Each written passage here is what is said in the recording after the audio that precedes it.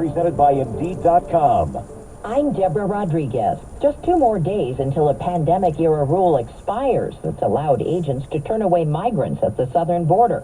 Correspondent Manuel Bojorquez is in Cameron County, Texas. Sweeps in El Paso started early this morning. Authorities are trying to remove certain migrants while Title 42 is still in effect. Here where we are in the Brownsville area, over the last several weeks, they've been seeing about 2,000 migrant arrivals per day. 1,500 soldiers and Marines will arrive at the border this week. Governor Abbott says that's not enough, so he's called up 10,000 National Guard members.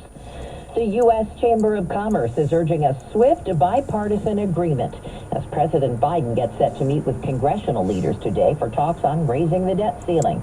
The Bipartisan Policy Center is predicting default between early June and early August if they don't come up with a plan to keep the government funded.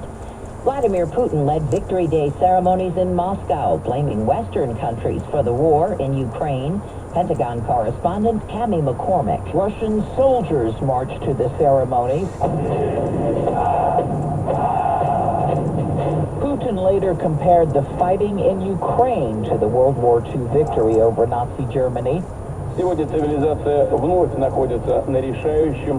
Putin told the soldiers the country's future relies on a Russian victory in Ukraine, but Moscow has suffered heavy losses there and few gains. A federal jury is expected to begin deliberating this morning in a civil case that accuses former President Trump of sexual assault.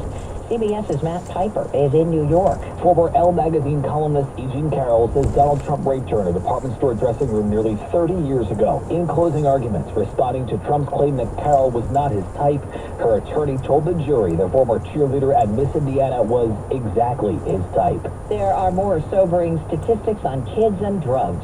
CBS's Jim Krasula reports. Fentanyl-related deaths among children surged more than 30 times between 2013 and 2021. More than 5,000 children and teens died from overdoses involving fentanyl in the past 2 decades.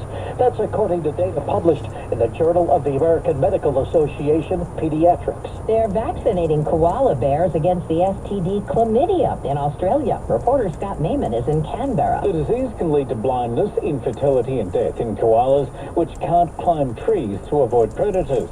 But a trial that began in March is being recognized as a safe way to help koalas as they're caught in the wild, vaccinated, and let go, then monitored. This is CBS News. Need to hire quality? Well, that's today's news.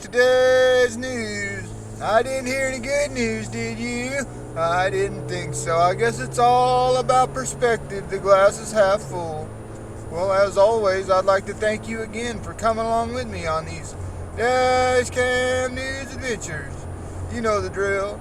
Peace, love, and all that hippie jazz. Bye-bye, everybody.